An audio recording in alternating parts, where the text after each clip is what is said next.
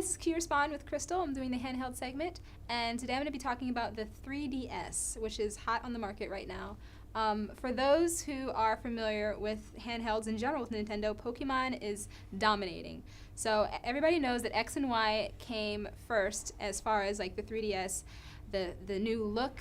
You're not only looking from the top, but you also have angles where you can turn to the side. There's a new look for people, there's a new look for animals. That's already been discussed.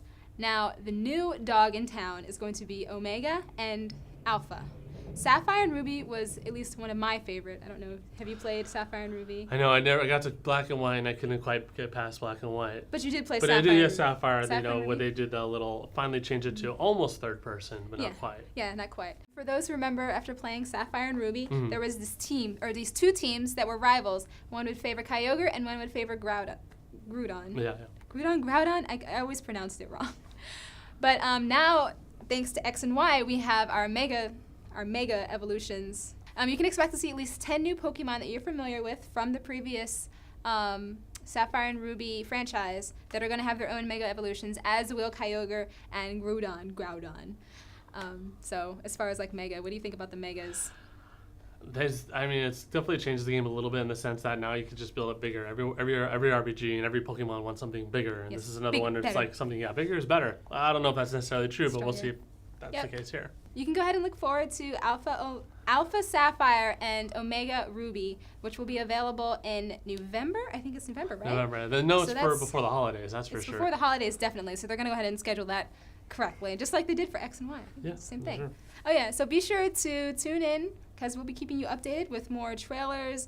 They'll be giving, like more teasers as far as like maybe there may even be new mega evolutions. It could be a tongue twister sometimes. So stay tuned. Now, for those who are familiar with Luigi's Mansion from the GameCube, and from what I've recently heard was also on the Super Nintendo?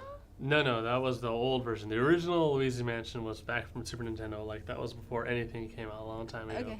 So, but yeah, they did what's GameCube, and they did, I can't remember if they did a Wii version or not. I don't think so. I think it was just GameCube and then... When the Super Nintendo. Yeah, Super Nintendo actually wasn't popular at all. When it came out and just died. So the GameCube is what revived it. Yeah. It's kind of a cult following on there. Yeah. And if you guys aren't familiar with it, you definitely have to check it out. Yeah. Because Luigi's Mansion is finally Luigi having his own story. And he's the one saving Mario, where he goes around with a vacuum, sucking up ghosts, and instead of saving a princess, he's saving his brother. And it's actually very heartfelt, because if you can hear him, he starts to get more scared. When he goes through the hallways, he starts screaming for Mario. It's really cool. Now, as far as like evolution goes, Luigi's Mansion goes ahead and not only jumps from the Wii or the Wii U, it ignores all of that and goes straight to the handheld to take advantage of all the 3DS features, covering the 3D feature, the touchscreen.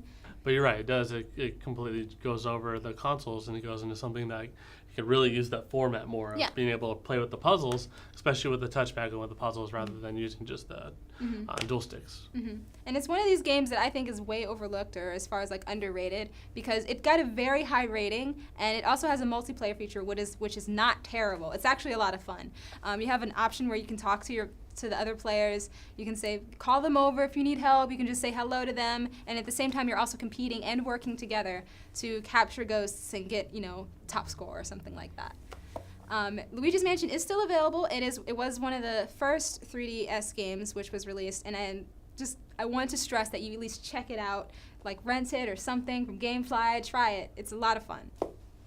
Now, I know there's a lot of Zelda fans out there, and if you haven't already, you need to check out The Legend of Zelda: A Link Between Worlds, where it's a whole new look on the original Zelda, where, which one is it? It's Zelda... A Link to the Past. Link to the Past. Again, the Super Nintendo game from back in the day that was very popular at the time. Yes, it was very popular. And there were also some that were very upset about the new 3D look of Zelda, about how it was harder to fight and take on dungeons the way that you would originally in the Legend of Zelda: Link to the Past.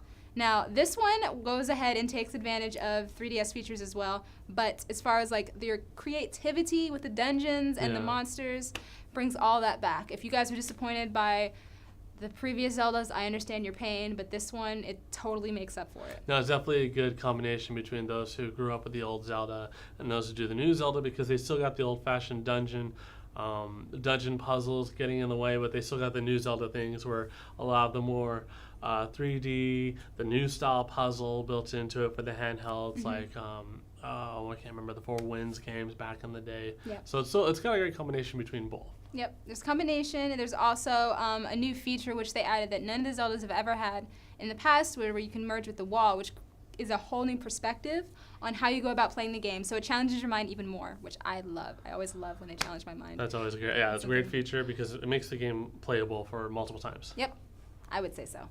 And if you want to go ahead and check this game out, there's also a new DS coming out. So you can go ahead and take advantage of the C-Stick to look around, and check out the world. The way that they have it now, it's okay, but I think maybe the new 3DS will take it into a new light. Yeah, it'll be easier to kind of maneuver, at least plan out your puzzles this time. Yeah, probably. I hope.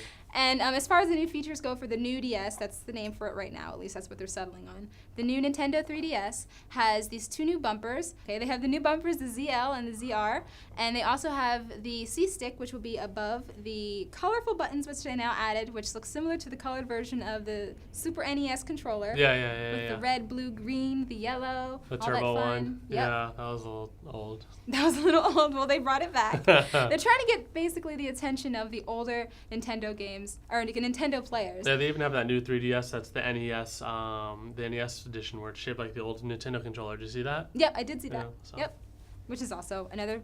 Because you know what, I think Nintendo, at least what they've been doing previously, is kind of neglecting their hardcore super fan Nintendo friend, because they've been trying to get the families, the kids in there, but they're obviously catering more to it now in the handheld world. Well, hopefully this pays off for them, because they've not been doing too well in the gaming world lately. So you guys can look forward to the new Nintendo DS coming out October 11th, and with that you can have all these new games which have already come out, but they're still very great and they're very replayable, I would say so. Once I finished Zelda, I went ahead and started playing it again. I had a lot of fun with it. So yeah, look forward to that coming out next October, and I'll see you guys next time.